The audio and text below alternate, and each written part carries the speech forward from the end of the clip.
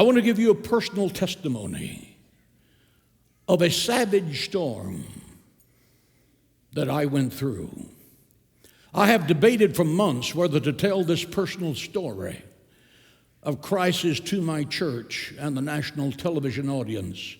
And until today, it has been top secret in this ministry. But I share it with you now to give God Almighty the glory for bringing me through a crisis that threatened to end my ministry in a day. You know that last year I had a right knee replacement and a second surgery on my left knee. You saw me give several sermons sitting down. Most thought it was because I had knee surgery. Not so. The truth was I was too sick to stand up for 40 minutes. The crisis began in Maui, Hawaii, where I was preaching a missionary conference for Dr. Miraculous at the Kingsway Cathedral. The building was packed, 90-plus churches were represented. It was a wonderful gathering. As I started to speak on that first Friday night, after about 5 minutes, from one sentence to another, my tongue instantly became as thick as a board. It simply sounded like I was drunk. My tongue stopped working. My first thought was, I'm having a stroke. Then logic dictated, you're conscious, you're alert. My brain was now going 120 miles an hour. It must be the pain medication I'm taking for my knee surgery. I apologized to the audience. Diana, God bless her, came racing up the aisle to the platform with a huge jug of Gatorade, the lubricating oil for all athletes. Thank God we were not on national television. I continued speaking very slowly, straining to pronounce every word. That audience listened with an intensity that was divinely anointed. God's presence filled that building in a very special way, as it took minutes to get done with what could have done in seconds. I was in a storm, a severe storm. After the service, Donna and the ministry team went back to the hotel. I took no medications on Saturday because I was convinced it may have been the pain medication that caused that. I was to speak on Sunday morning at 7 in the morning, at 9 in the morning, and at 7 that night. Saturday night was the longest night in the history of the world. Sunday morning I stood to speak, and for 5 minutes there was no problem. Just as I was beginning to feel confident, in 1 second, between one sentence and another, my tongue simply refused to function. It happened in the 9 o'clock service. It happened in the 7 p.m. service. The Prince of Darkness whispered in my ear, "You have preached your last sermon. On television, people will believe you're really drunk or you're on drugs. You'll never be able to explain this, not ever."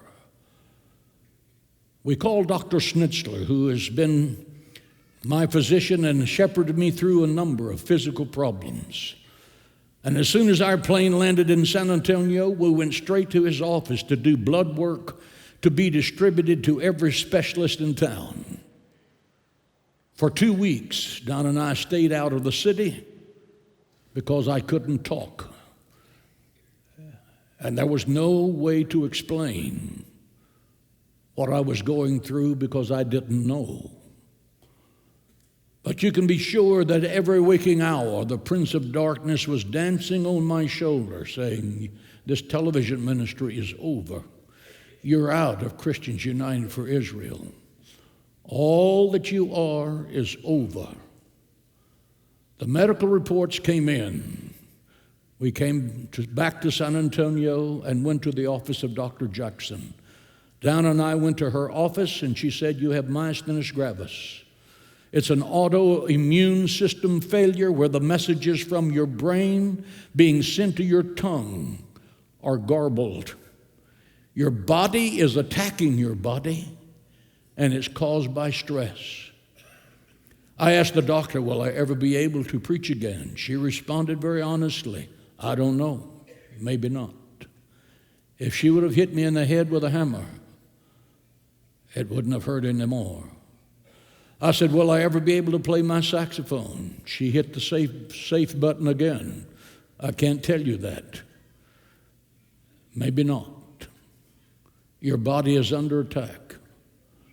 I went home. I tried to play my saxophone. I couldn't make it make a squeak, not a sound. I got out on the back porch and I put my hands on the anchor of my soul, the Word of God.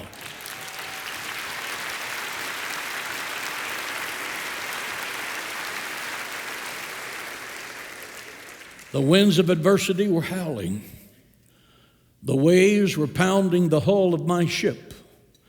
It was a sudden and unseen storm. My life was hanging in the balance. I prayed, Father, you and I have been in battles for many years.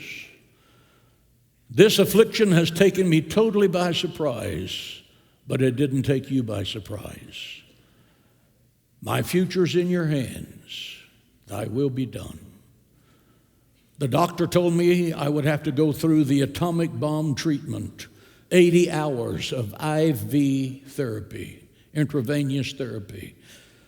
June, the first 4 days of June, Monday, Tuesday, Wednesday, Thursday, 5 hours each day, 20 hours a week on the IV. July, 20 more hours. August, 20 more hours. September, 20 more hours, 80 hours. After each series of treatments, I was so weak and sick I couldn't walk across the room. I vomited. I had severe side effects that are too obnoxious to describe. That's when I sat down to preach because I was too weak to stand. During the IV treatments, my speech started coming back. I could start playing my saxophone, not for long, but just for one verse. And then it came back more, and came back more, and came back more. And gradually my strength has returned. On my last visit to the doctor, he said, you're doing fine. She said, you're doing fine. You're going to be okay. When I played the saxophone last Sunday night, you were watching a miracle in progress.